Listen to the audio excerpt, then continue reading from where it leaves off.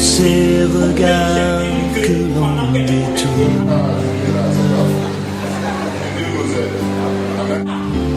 devant le mal qui t'a cloué. Bien-aimés, lorsque vous lisez l'histoire de l'humanité, l'histoire des villages, vous allez voir, même l'histoire des églises, l'histoire des relations entre serviteurs et servantes du Seigneur, la jalousie a causé beaucoup de dégâts dans les relations interpersonnelles. Et la Bible nous encourage ce matin, à travers cette histoire, à pouvoir tirer des leçons sur le fonctionnement de la jalousie, afin de savoir quand est-ce que nous sommes en train d'être animés par la jalousie, et savoir aussi comment nous pouvons éviter de tomber dans ce piège. Parce que comme une épidémie, comme la lèpre, la jalousie prend plusieurs temps, plusieurs heures, plusieurs jours, plusieurs mois pour incuber. Elle peut être là, mais elle est en période d'incubation, jusqu'au jour où elle commence à se manifester. Et nous voyons un peu cela dans la vie de Caïn.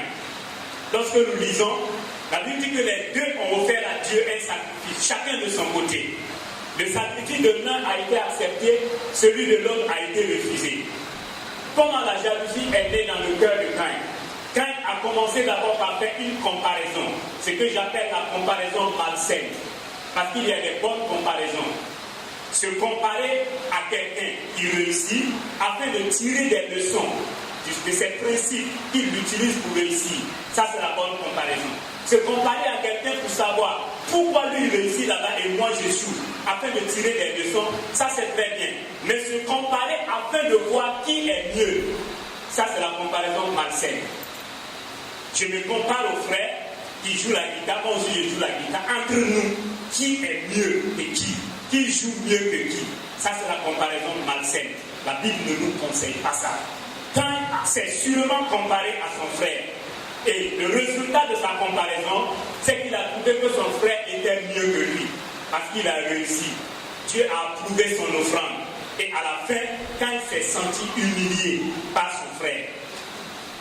Pas avec Dieu, pas parce que lui il a échoué, mais il a vu que c'est son frère qui l'a humilié. Parce qu'il s'est comparé dans un esprit de compétition.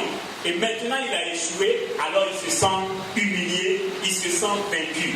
Nous voyons la même chose dans la vie de Saül, dans 1 Samuel 18, le verset 7 à 8.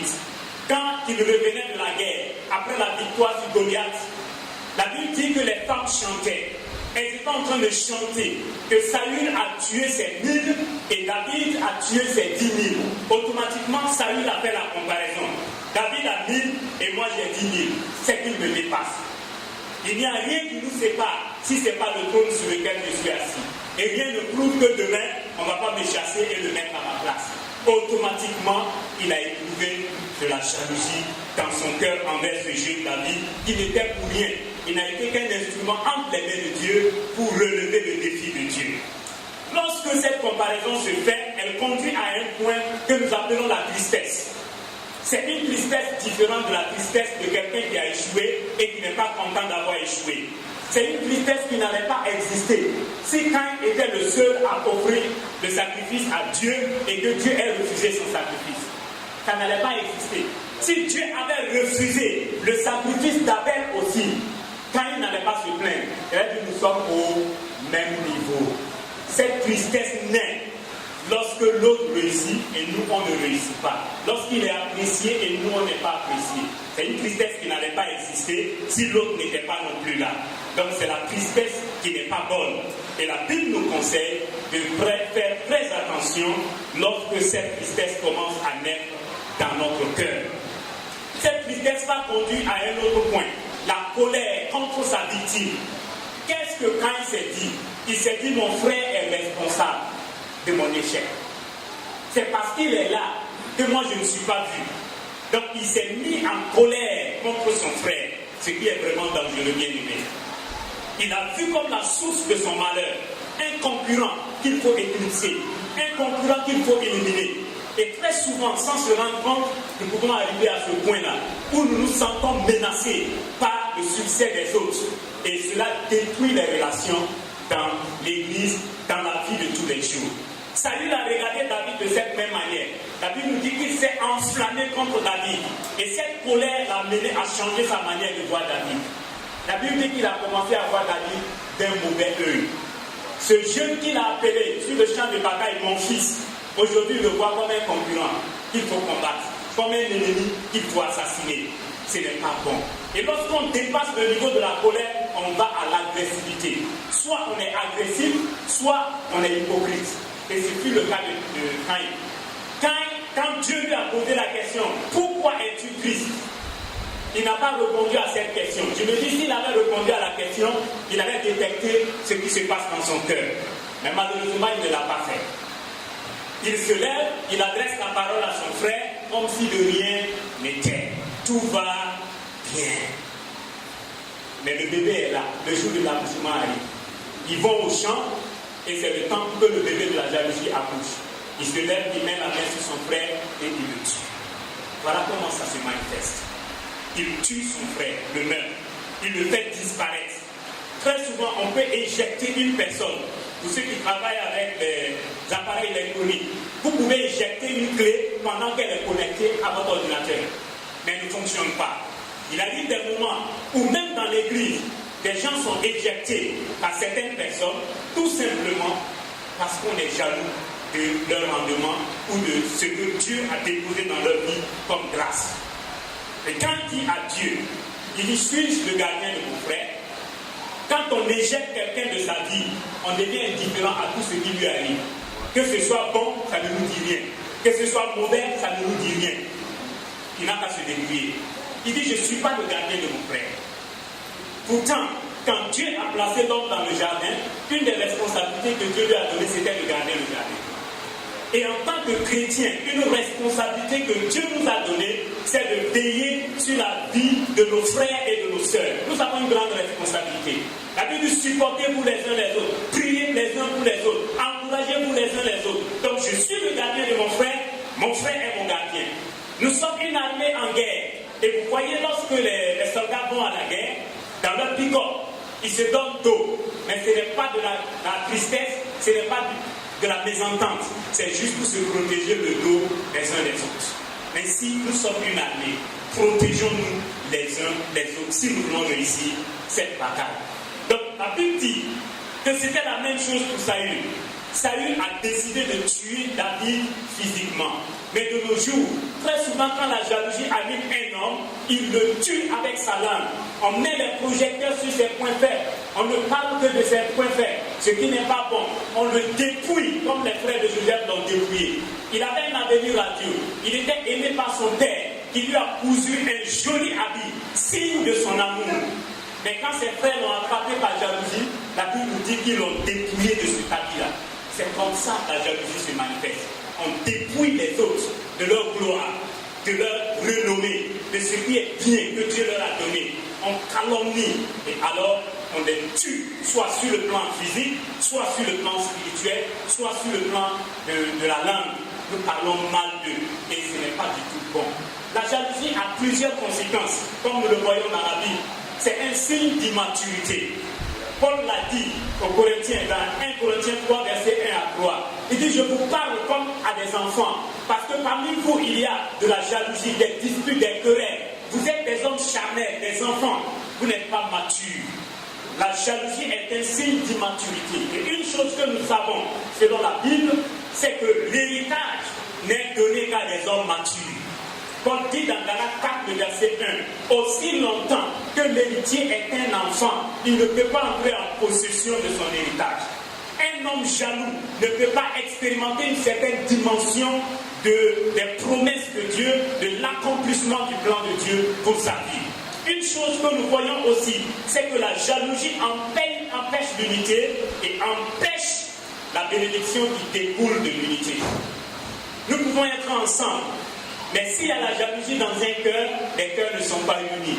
La Bible n'a pas dit que si nous sommes ensemble. La Bible nous dit si nous sommes d'accord, si nous nous unissons. Donc il y a une question de cœur là. Unissons-nous. Et la jalousie menace l'unité à tous les niveaux. Que ce soit dans les services, que ce soit dans les groupes de femmes, les groupes de jeunes, que ce soit dans les chorales, la jalousie menace l'unité. Et puis, la jalousie annule nos prières. Bien-aimé, une prière suscitée et motivée par la jalousie n'est jamais exaucée par Dieu. Ça ne s'exauce pas. Parce que Dieu veut que nous soyons des gens qui sont motivés par l'amour. C'est lorsqu'une prière monte, inspirée par l'amour, que Dieu l'exauce. La Bible va plus loin pour nous faire savoir que lorsqu'un homme est allumé de jalousie, c'est comme quelqu'un qui a ouvert sa porte à Satan. Paul nous en donne le conseil dans Éphésiens 4, verset 23 à 31. Il dit aux Éphésiens, ne donnez pas accès à Satan. Faites attention à la colère, faites attention à la tristesse, faites attention à l'amertume. Ne gardez pas rancune. Pourtant, la jalousie suscite en nous de la rancune. Et alors, nous sommes comme des gens qui ouvrent la porte à Satan pour qu'il rentre. Pourtant, la Bible dit, nous n'ignorons pas ses desseins. Il ne vient pas pour faire du bien. Il vient pour détruire. Il vient pour ruiner. Il vient pour égorger. Pour renverser ce que tu as battu depuis des années. Alors la jalousie est dangereuse. Qui, la jalousie nous met en confrontation avec Dieu. Lorsque vous êtes jaloux, lorsqu'un chrétien est jaloux, de cette jalousie dont nous parlons ici, il est un candidat qui se lève contre Dieu. Rappelez-vous de Corée et sa troupe, d'Abiram, de Dathan et leur troupe, comment Dieu les a confrontés dans Nombre 11. Nombre 16 plutôt. Nous trouvons la même histoire dans le psaume 106, à partir du verset 17. Dieu a ouvert la terre et les a engloutis. Parce qu'ils se sont levés par jalousie contre des hommes que Dieu avait placés là où ils devaient être. Elle empêche l'émergence ou le développement de la relève. Lorsque vous avez en position de leadership un leader qui est jaloux de sa position ou jaloux du bien du développement des nouveaux ministères qui sont en train de monter, il ne pourra jamais préparer une relève. Et c'est très dangereux. Dieu a confié à chaque génération la responsabilité de passer le bâton à la nouvelle génération. Et vous allez voir, dans le livre des Juges, il y a eu un fossé, ce qui a créé un problème avec Israël. Le bâton n'a pas été passé de la génération de Josué à la nouvelle génération qui montait. Et cela a créé un problème. Israël a commencé à adorer d'autres dieux. Faisons très attention. Le manque d'initiative, le manque d'excellence peut être tué à cause de la jalousie. Je connais des théologies où dans les villages, vous n'avez même pas une seule maison en ciment qui appartient à un autochtone du village. Ce n'est pas que les gens n'ont pas d'argent. Ils ont l'argent pour construire. Gare à toi. Le jour où tu poses la fondation, tu meurs. Oui. Il y a même un village non loin de Bobo ici. C'est tout récemment, dans ces 3 dernières années, que les gens du village ont commencé à construire des maisons en ciment. La jalousie, elle empêche le développement, elle empêche les initiatives, elle tue. Les gens préfèrent rester dans la médiocrité que d'émerger et avoir les jaloux sur leur dos. C'est très dangereux. Le jaloux détruit son propre bonheur et sa santé. Quand on est jaloux, il y a quelque chose qui se passe dans notre vie qui nous détruit. Imaginez les enfants, les frères de Joseph. Si Joseph était mort, qui allait les sauver quand la famine est venue? Personne. Donc en étant jaloux, en combattant quelqu'un, à cause de la jalousie, nous sommes en train de détruire notre propre bonheur. Parce que notre bonheur se trouve en partie réparti dans chacun d'entre nous. Par rapport à nous sommes un corps, chacun a une contribution. Si le frère n'est pas là, moi je rate quelque chose. Alors je préfère le conserver pour avoir ce que Dieu a bien vu pour moi. Que le Seigneur nous aide.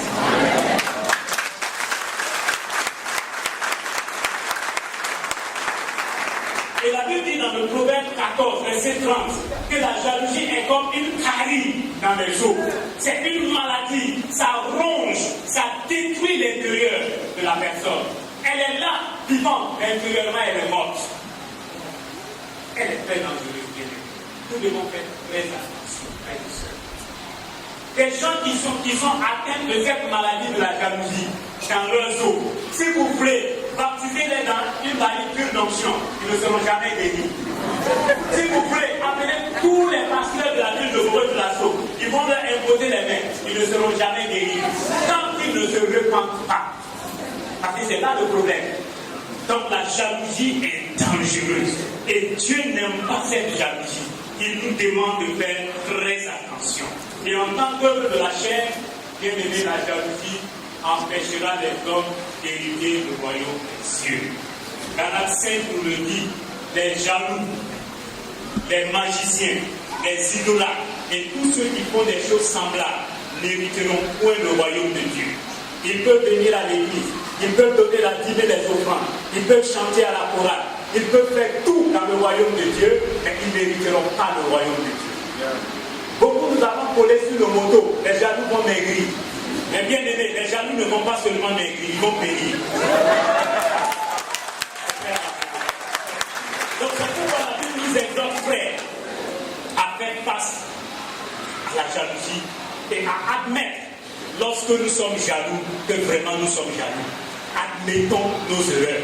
La Bible dit, celui qui avoue ses péchés et les délaisse, il est pardonné et il prospère. Mais celui qui les cache ne prospère pas. Donc si nous voulons prospérer, demandons au Seigneur de sonder régulièrement nos cœurs. S'il y a de la jalousie, acceptons qu'il y a de la jalousie.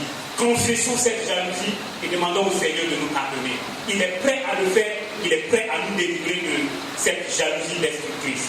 Deux questions importantes que Dieu a posées à Caïn, que nous pouvons nous poser aussi de manière régulière. La première, pourquoi es-tu triste? Si face au succès d'un frère, pendant le mariage d'une sœur, toi tu es triste, pendant que tout le monde se réjouit, pose-toi la question, pourquoi moi je suis triste? Cela va t'amener à entrer en toi-même pour voir quelles sont les raisons, les motivations de cette tristesse. Et si c'est la jalousie, ça va ressortir. La deuxième question que Dieu a posée à Caïn, c'est où est ton frère? Où est ton frère dans ta vie? Où est ta sœur dans ta vie? Où est ton collègue dans ta vie? Où est ton fils? Où est ta femme? Où est ta fille? Où est ton ami dans ta vie? L'as-tu déjà éjecté? L'as-tu déjà enlevé? L'as-tu déjà tué par la jalousie? Tu as une responsabilité dans ta vie, dans sa vie. Comme Caïn, ne dis jamais comme Caïn, je ne suis pas le gardien de mon frère. Bien aimé, la Bible nous exhorte alors à renoncer à nous-mêmes. Très souvent, c'est à cause de nous-mêmes, nos intérêts personnels, que la jalousie a le dessus sur nos vies. Nous voulons être comme les autres. Je me rappelle avoir lu quelque part une association qui est dénommée Association Être comme les autres. Je ne sais pas réellement ce qu'ils disent, mais si je prends ça de manière littéraire, je crois que ce n'est pas une chose très intéressante. Chercher à être comme les autres, ressembler aux autres. Pourtant, Dieu ne m'a pas créé à être comme les autres. Je suis unique. Dieu m'a équipé de manière unique pour que j'accomplisse une mission unique. Alors je cherche à grandir dans la dimension que Dieu a prévue pour moi au lieu de ressembler aux autres. Si je suis appelé à être éléphant et je convoite le bœuf, je vais rester bœuf, pourtant j'ai la capacité de devenir un éléphant. Je ne le ferai jamais. Que le Seigneur nous en garde. Apprendre le contentement et apprendre à rendre grâce à Dieu. Vous savez, la jalousie naît lorsque nous ne savons pas comment apprécier ce que Dieu nous a fait. Quand vous reconnaissez les bienfaits de Dieu, vous n'enviez pas les autres. Parce que vous savez qu'il est aussi à l'œuvre dans votre vie. Un jour, vous allez arriver très loin. Il a commencé, il va achever. Mais lorsque vous ne voyez pas ce que Dieu a fait, c'est comme si Dieu n'est même pas dans votre vie. Il ne fout rien. Alors vous commencez à avoir les yeux sur les autres. Le jaloux est l'homme qui oublie ce que Dieu lui a donné et qui aspire à ce que Dieu a donné à quelqu'un d'autre. Apprendre à faire des comparaisons constructives est très important. Comparons-nous aux autres dans le but d'être défiés et d'apprendre d'eux. Et c'est une chose que j'apprécie beaucoup. Quand je vois quelqu'un qui réussit, là où je ne réussis pas, j'aime l'approcher. Pour savoir, mais mon frère, comment toi tu fais pour faire ça pour que ça marche? Moi j'ai fait, ça ne marche pas. Il n'y a pas de honte dedans. Et il m'équipe. Il y a beaucoup de choses que j'ai appris à faire à travers certains frères, certaines sœurs. J'ai échoué plusieurs fois. Je voulais me débrouiller.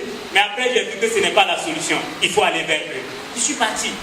Animons-nous d'un esprit d'humilité et d'un cœur qui veut apprendre. Pour terminer, Galates 5, verset 16 nous dit de marcher selon l'esprit et nous n'accomplirons pas les œuvres de la chair. Marchons selon l'esprit. Un homme qui marche selon l'esprit accomplit les œuvres de l'esprit. Mais un homme qui marche selon la chair accomplit les œuvres de la chair. Tu ne peux pas prendre le véhicule de Ouagadougou et ne pas vouloir arriver à Ouagadougou.